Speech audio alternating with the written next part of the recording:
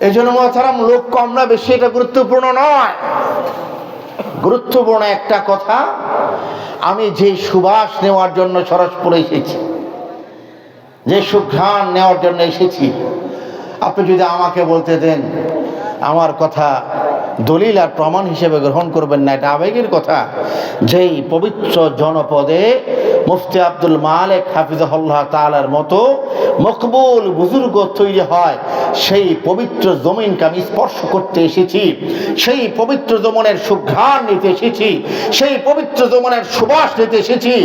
যেই দিন মাদ্রাসা থেকে মুফতি আব্দুল মালেক হাফিজাহুল্লাহর মতো জাতীয় খতিব সৃষ্টি হয়, যেই বাণী থেকে মুফতি আব্দুল মালেক হাফিজাহুল্লাহর মতো জাতীয় ইমাম তৈরি হয়, সেই জমিনের সুবাস নিয়ে সরসপুরবাসী যুবক যারা তারা শুনে রাখো, বন্ধু যারা তারা শুনে রাখেন, সন্তানদেরকে সরসপুর মাদ্রাসায় দিয়েছেন শুনে রাখেন, শতবর্ষী দিন বিদ্যাপীঠের সাথে কোনো না কোনো ভাবে সম্পর্ক রাখেন, হৃদয়ের কান খুলে শুনে রাখেন।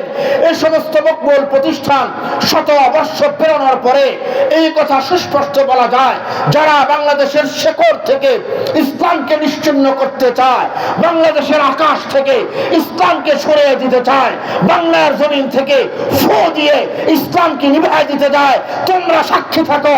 সরসপুরের মতো মাদ্রাসা আল্লাহর জমিনে থাকতে, মুফতি আব্দুল মালেক হাফিজাহুল্লাহর মতো ওলামারা থাকতে, কওমিরা থাকতে, তাওহীদের জনতা থাকতে, বাংলার জমিনে তসলিমা নাসরিন, আবুল সরকারের মতো নাস্তিকরা মাথা উঁচু করে দাঁড়াতে পারবে না।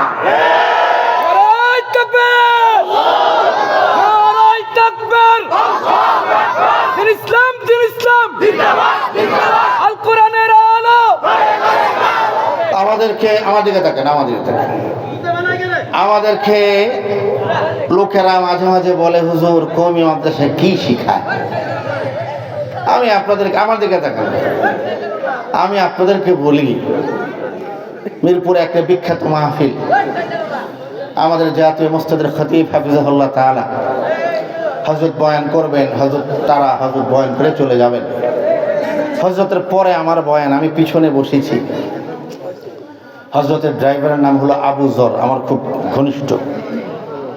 আবু জর হাতে করে হযরতের জুতাটা নিয়ে আসছে, তা আমি জুতা ধরতে চাইলাম, বলো সাবধান, হুজুর যদি এটা দেখেন তাহলে আমার চাকরি থাকবে না। আমি পিছনে বসেছি, হুজুর সোফায় বসেছেন বয়ান করার জন্য, জুতাটা নিচে এসে রাখছে। আমি অনেকক্ষণ, আপনাদের সরসপুরের কৃতি সন্তান, আশেপাশে আমার কোনো উস্তাদ, তাদের জন্মভূমি আমার উস্তাদ জামিয়া রহমানিয়ার মুফতি ফকিহুল আসর হযরত আল্লামা মাওলানা মুফতি হিফজুর রহমান সাহেব দামাত বারকাতুম, হযরতের বাড়ি শুনেছি আশেপাশে।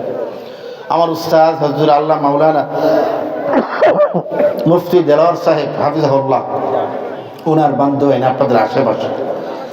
আমাদের উস্তাদ হযরত আল্লাহ মাওলানা আব্দুল্লাহ সাহেব, আব্দুল মালেক সাহেবের বড় ভাই, উনি আপনাদের এলাকার কৃতি সন্তান।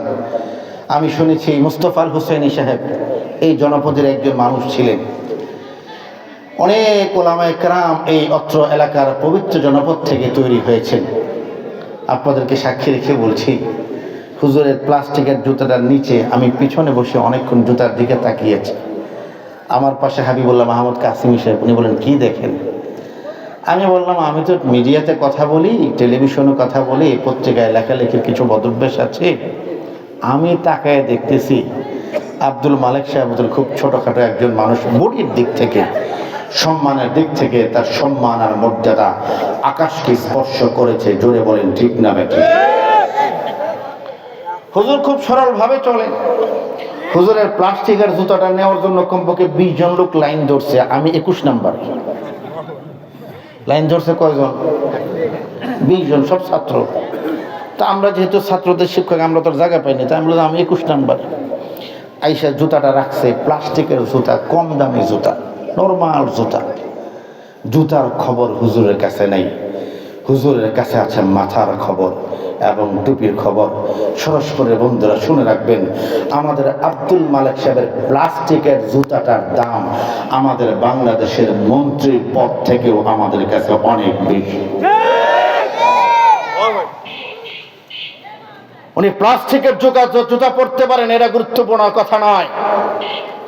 উনি কয় টাকা দামের কাপড় পরেছেন এটা গুরুত্বপূর্ণ কথা নয়। কওমি মাদ্রাসার একজন মুহতামিম কয় টাকায় বেতন পান এটা গুরুত্বপূর্ণ কথা নয়। সরসপুরবাসী আপনাদেরকে সামনে নিয়ে তাম পৃথিবীর সমস্ত মানুষ যারা কওমি মাদ্রাসা সম্পর্কে জানতে চায় তাদেরকে বলতে চাই, কওমি মাদ্রাসার পরিচয় জুতা আর পাঞ্জাবি দিয়ে নয়, কওমি মাদ্রাসার পরিচয় গাড়ি আর বাড়ি দিয়ে নয়, কওমি মাদ্রাসার পরিচয় ক্ষমতার দাপট দিয়ে নয়। কওমি মাদ্রাসার দুইটা পরিচয়, একটা দিনের বেলা একটা রাতের বেলা। রাতের বেলা আসবেন, ভোর 4টার সময় আসবেন, গোটা এলাকার সমস্ত মানুষ ঘুমিয়ে আছে। আমাদের সরসপুর মোবারকনগর নুরুল উলুম মাদ্রাসা ঘুমায় নাই। আইসা কান পেতে দেখবেন, পুকুরের ওই পার থেকে কান পাতবেন, গোটা সরসপুর ঘুমিয়ে আছে, কিন্তু মোবারকনগর নুরুল উলুম মাদ্রাসার ছাত্ররা ঘুমায় নাই, হেফজখানার শিক্ষকরা ঘুমায় নাই, মুহতামিম সাহেব ঘুমায় নাই, উস্তাদ আসাতেজা একরাম ঘুমায় নাই। কান পাততে দেখবেন তারা জেগে গিয়েছেন। ঠান্ডা পানি দিয়ে আমাদের বাচ্চারা ওযু করতেছে, জায়নামাজ বিছায়া তাহাজ্জুদের নামাজের মধ্যে দাঁড়িয়েছে। 1 রাকাত 2 রাকাত 4 রাকাত 6 রাকাত 8 রাকাত তাহাজ্জুদ পড়ে। সরসপুরের বন্ধুরা, কারো কাছে এমপিগিরের দাম থাকতে পারে, কারো কাছে মন্ত্রীগিরির দাম থাকতে পারে, কারো কাছে ক্ষমতার দাম থাকতে পারে, কারো কাছে প্রাসাদের দাম থাকতে পারে। আমাদের কাছে ক্ষমতা রাজত্বের দাম নাই, আমাদের কাছে তাহাজ্জুদের সাজদার দাম তাম দুনিয়ার চেয়েও বেশি।